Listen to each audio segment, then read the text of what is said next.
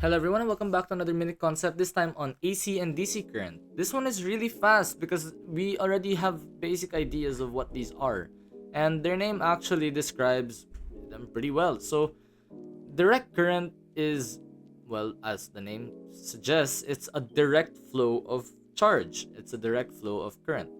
So important things to know first before we get into this.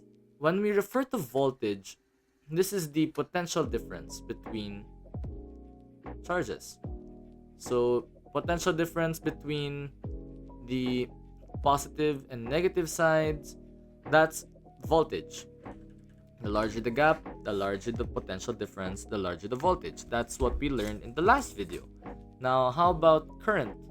Current is the flow of electric charge, flow of charge. And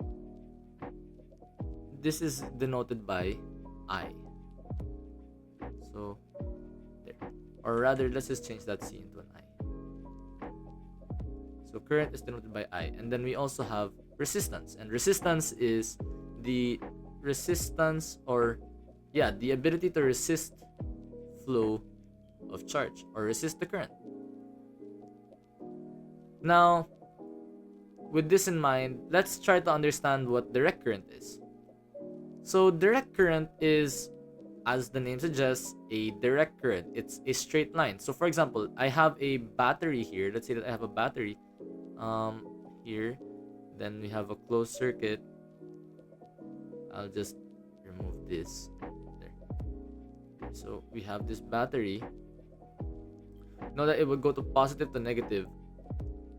There. So the battery has a direct current, and when we have a battery with direct current, that basically means that the voltage will not change its polarity ever. And that's important. Why? Because we don't want our toys or whatever stuff that we use batteries on to just randomly turn on and off or go backwards or just change randomly the flow of the charge. Because what if it goes the opposite way? Like, let's say our car, if our car has an alternating current inside its battery, then the flow of electricity throughout the car would be backwards. Let's say it's supposed to go from front to back, our car would start running back to front. And unless you want your aircon to turn on from the back and then the front, I don't think anyone would want that. So that's basically DC. And a graph of a DC current looks like this. So if this is our polarity of the voltage, this is negative side, and this is time, it would basically just be this the whole time. It wouldn't change, right? Now, it's different story for alternating currents. So let's have like a side by side here. So alternating currents, from the name itself, it alternates. Now, I don't know how to draw a wall adapter because, well, this is basically it. But our wall adapters have alternating currents. This is because they're supposed to work for a variety of appliances. And alternating currents, they basically behave in a way where over time, the polarity of the voltage or the sign of the voltage, it basically goes from positive to negative to positive to negative, and the graph looks like a sine wave. So this is time, this is voltage.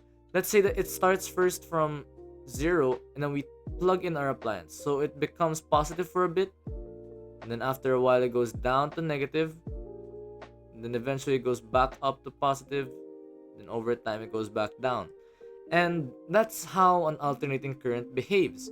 So it changes its polarity over time from positive and then negative and then positive, and that allows for a voltage that can change in polarity, and that's important for a variety of our appliances. Think of anything that you plug into the wall, that basically uses your alternating current. And that's it. So, congratulations, you now know what AC and DC are. And it's important to know these because if you want to make sure that your appliances are working, or will stay working. You don't want to plug certain things in outlets, or you don't want to plug a DC appliance into an outlet with an alternating current, and you don't want to plug an appliance that requires an alternating current into a DC, because it just wouldn't work out. So there. Thank you everyone for watching, and I hope you guys understood what the difference between AC and DC. And the next video will be about Ohm's law, which is the lesson on how to get voltage using the resistance and the current of a circuit. So thank you everyone, and goodbye.